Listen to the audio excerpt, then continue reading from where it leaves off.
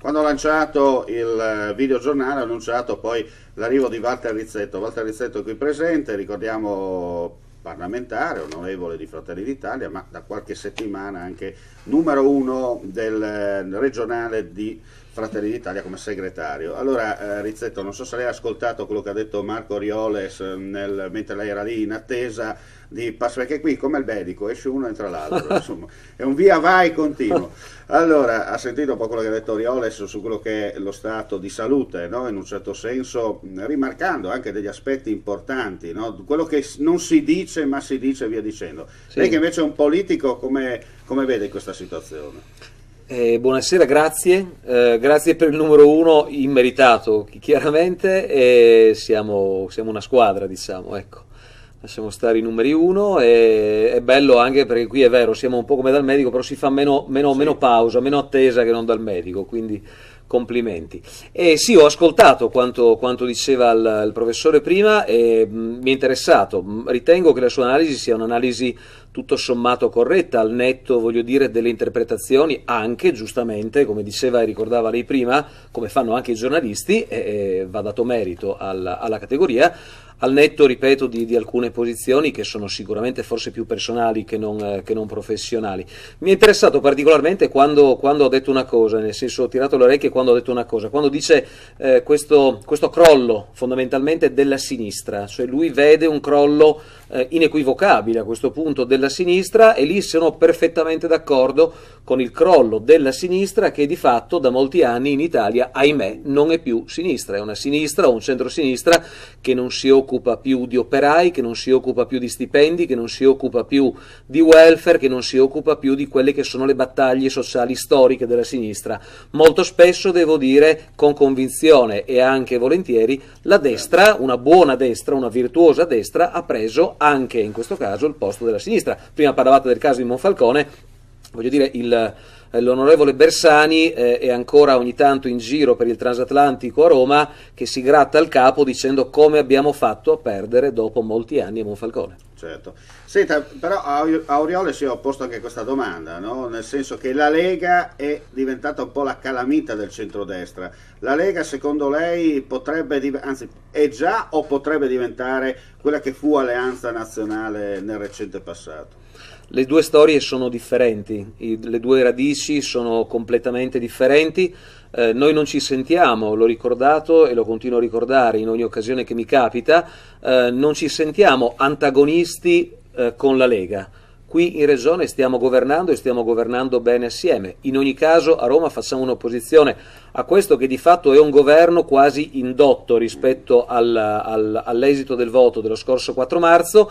È altrettanto chiaro, lo rinnovo, che non ci sentiamo antagonisti della Lega. La Lega ha la sua storia, Fratelli d'Italia, la destra ha un'altra storia. Tra l'altro noi stiamo cercando pian piano, voglio dire, anche qui spero in modo virtuoso, di allargare il nostro perimetro, non tanto per riproporre eventuali nuove riedizioni di Alleanza Nazionale, ma per dire, guardate, che Fratelli d'Italia è un partito assolutamente inclusivo, è un partito che, voglio dire, cerca di portare in suo seno anche coloro che vogliono avere un contraddittorio ampio su molti temi. Abbiamo parlato del lavoro prima, sì. Ambiente, lavoro, welfare. Allora, Fratelli d'Italia in un certo senso rappresenta, diciamo così, voi vi dite dei patrioti. Lei ha detto anche una cosa importante, portare al suo seno.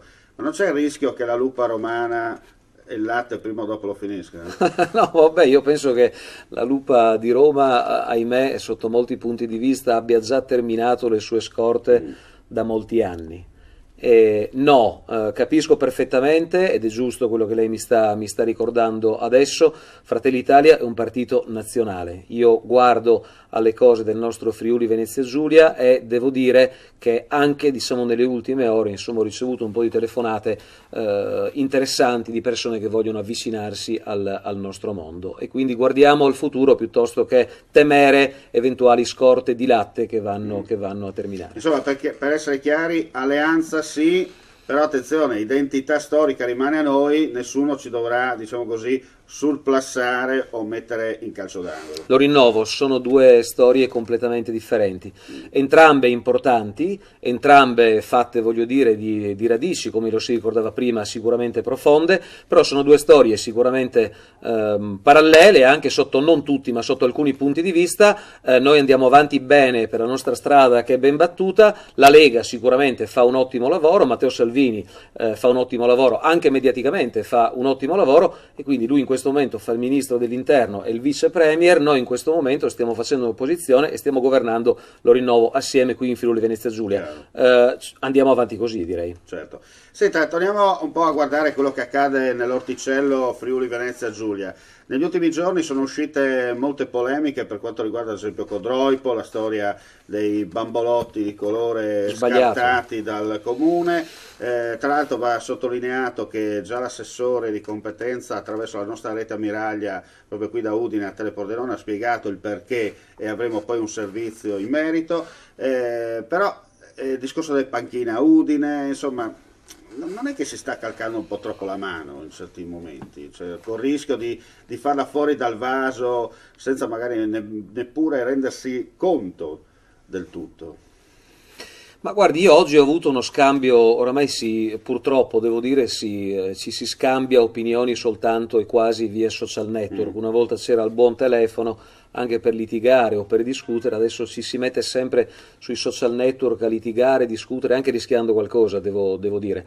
Ho avuto, però ripeto, uno scambio di battute con Laura Boldrini, con l'ex presidente Laura Boldrini, che non sapendo, perché non aveva neanche letto i due emendamenti che sono stati presentati al comune di Codroipo, ha subito gridato allo scandalo, voglio dire, il pupazzetto, il bambolotto nero, che non c'è niente di tutto questo nei due emendamenti. Io, se volete, ve li faccio vedere, o se no, se andate sulla mia pagina Facebook o Twitter, chiedo scusa, li ho postati, come si suol dire in gergo tecnico, e non c'è quello che di fatto molti giornali locali, ma anche nazionali, hanno riportato come notizia, buttando di fatto benzina sul fuoco. Non c'è tutto questo, a meno che, voglio dire, io non sappia riconoscere l'etimologia di un termine o non sappia leggere in italiano. Non c'è tutto questo, anzi, sono due emendamenti, uno soprattutto, che sono abbastanza trasversali. Chiaro. Allora, serve sempre stare molto attenti. Io non ritengo che ci siano ritorni, voglio dire, pericolosi di un certo tipo che molti stanno contestando anche politicamente. Perché mi permetta, no.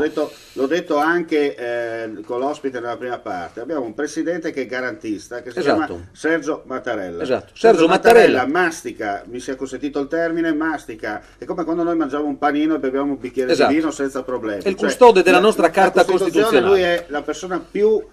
non ce ne sono altri in Italia. Che il decreto sicurezza, molto ha sollevato il decreto sicurezza, che noi abbiamo cercato di migliorare alla Camera, ma che di fatto poi al voto finale, non alla fiducia, abbiamo votato. Poche ore fa il presidente Mattarella ha firmato, quindi voglio dire, non so e non penso che Sergio Mattarella possa essere considerato un novello, un neo-reazionario che possa riportare in auge capitoli che fortunatamente, sottolineo, sono chiusi, sono del passato. Però, ripeto, guardiamo anche un attimo, io cerco sempre di guardare avanti, però con un minimo anche di occhio a quelle che sono le nostre tradizioni. Chiaro. Perché un parroco di Padova poche ore fa dice non dovete fare il presepe per rispetto? Perché se si fa un presepe a Udine e ci sono delle panchine dove purtroppo delle persone bivaccano giorni e giorni e anche notti, devo dire, perché non ci deve essere un minimo di decoro? Io non voglio mandare via nessuno, voglio che in Italia, voglio dire, stiano bene tutti, voglio che in Italia siano garantiti i diritti dei minori in primis, senza guardare da che parte vengono, da che parte non vengono. Voglio chiaramente aiutare in primis coloro che hanno bisogno, gli italiani e i veri richiedenti asilo, tanto per essere chiari, che sono meno del 7%. Ma quando lei parla di italiani, include anche quegli extracomunitari che sono sul libro paga dell'ufficio delle entrate?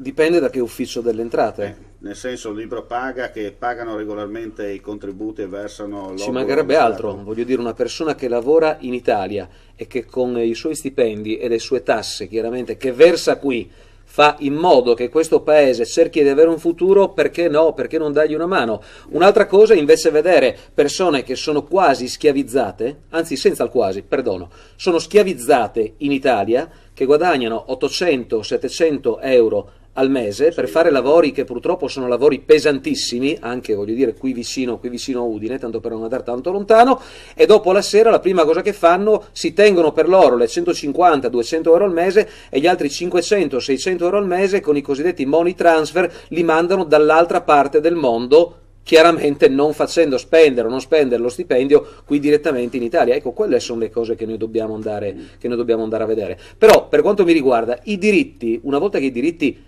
si conquistano, sono intoccabili, ci mancherebbe altro. Altra cosa, chiudo veramente, è vedere persone che dalla mattina alla sera, lo rinnovo, bivaccano in qualche panchina, e li vediamo tutti, non voglio fare facile populismo o demagogia, li vediamo tutti che stavano col telefonino smartphone, con le cuffie ad ascoltare musica eccetera. No, a quel punto io non ci sto, certo. E quindi anche un minimo di decoro urbano deve sicuramente esserci. Ci mancherebbe. Io ringrazio Grazie a voi per la partecipazione, ma prima di chiudere, lei quando parlava di extracomunitari, oltre al discorso che l'ho fatto prima, sappiamo che i cinesi sono gli unici intoccabili in Nessuno, allora ecco un altro tema, 2 secondi. Nessuno, sino a qualche anno fa si leggeva giustamente anche i cinesi, la popolazione cinese arriva in Italia, prendono, acquistano i bar, fanno, brigano, e c'è ancora questa cosa qui. Io sono stato pochi mesi fa, chiedo scusa, in un distretto del taglio del pronto moda molto importante, il più importante in Italia, e lì c'è il 99, vicino a Prato, lì c'è il 99,7% di popolazione cinese. Eravamo guardati come alieni.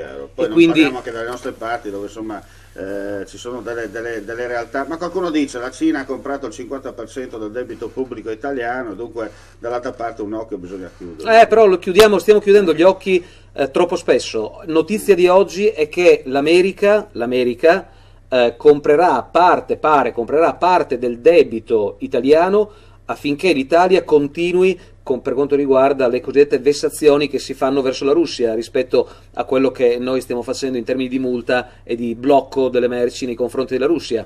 Penso che una cosa del genere non possa andare molto avanti, e mi pare che in qualche Stato europeo, la Spagna con le regionali e in Francia, qualcuno se ne stia accorgendo. E come? Bene, io ringrazio l'ospite, ringrazio voi gentili amici e amiche della Visione all'Ascolto. La Voce del Friuli termina qui, noi torniamo come sempre, stessa rete, stessa ora, mandi, e alla prossima.